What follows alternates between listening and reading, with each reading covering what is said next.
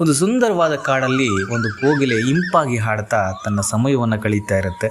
ಇದನ್ನೆಲ್ಲ ನೋಡಿದಂತಹ ಪಕ್ಷಿಗಳು ಏನಾದರೂ ಮಾಡಿ ಈ ಕೋಗಿಲೆಯನ್ನು ನಾವು ಹೊರಗಟ್ಟಿಗಬೇಕು, ಇದು ಡಿಸ್ಟರ್ಬ್ ಮಾಡ್ತಾ ಇದೆ ಅಂತ ಯೋಚನೆ ಮಾಡೋದು. ಒಂದಿನ ಕಾಲ ಕೂಡು ಬಂತು, ಎಲ್ಲ ಪಕ್ಷಿಗಳು ಸೇರಿ ಆ ಕೋಗಿಲೆಯನ್ನು ಹೊರಗಟ್ಟಿಬಿಟ್ಟು ಆ ಕೋಗಿಲೆ ಕಾಡಿನ ದೂರದಲ್ಲಿ ಒಂದು ಒಣಗೋಗಿರೋ ಮರದ ಮೇಲೆ ಕೂತ್ಕೊಂಡು ಯೋಚನೆ ಮಾಡ್ತಾ ಇತ್ತು.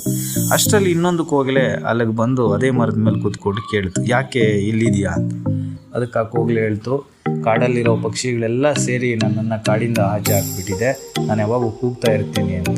ಅದಕ್ಕೆ ಇನ್ನೊಂದು ಕೋಗಿಲೆ ಕೇಳ್ತು, ಆಯಿತು ಆ ಪಕ್ಷಿಗಳು ಕೇಳಿದಾಗ ನೀನೇನು ಹೇಳಿದೆ ಅಂದರೆ ಆ ಕೋಗಿಲೆ ಹೇಳ್ತು, ನೋಡೋ ನನಗೆ ಕೂಗೋದು ಹಾಡೋದು ಅಂದರೆ ತುಂಬ ಇಷ್ಟ, ನಾನು ಒಂದು ವೇಳೆ ಹಾಡಲಿಲ್ಲ ಅಂದರೆ ಸತ್ತೋಗ್ತೀನಿ ಅಂತ ಹೇಳಿದೆ. ಅಷ್ಟಲ್ಲ ಕೋಗಿಲೆ ನಗುತ್ತಾ ಹೇಳುತ್ತೆ, ಅಯ್ಯೋ ದಡ್ಡ, ಆ ಥರ ಹೇಳ್ಬಾರ್ದಾಗಿತ್ತು, ನಿಮ್ಮನ್ನು ಆನಂದ ಪಡಿಸೋದಕ್ಕೆ ನಾನು ಕೂಗ್ತಾ ಇದ್ದೀನಿ ಅಂದಿದ್ದಿದ್ರೆ ನೀನು ಅಲ್ಲೇ ಇರ್ಬೋದಾಗಿತ್ತಲ್ಲ ಅಂತ. ಅದಕ್ಕೆ ಸಮಯಕ್ಕೆ ತಕ್ಕ ಹಾಗೆ ಮಾತನಾಡೋದನ್ನು ನಾವು ಕಲಿಬೇಕು.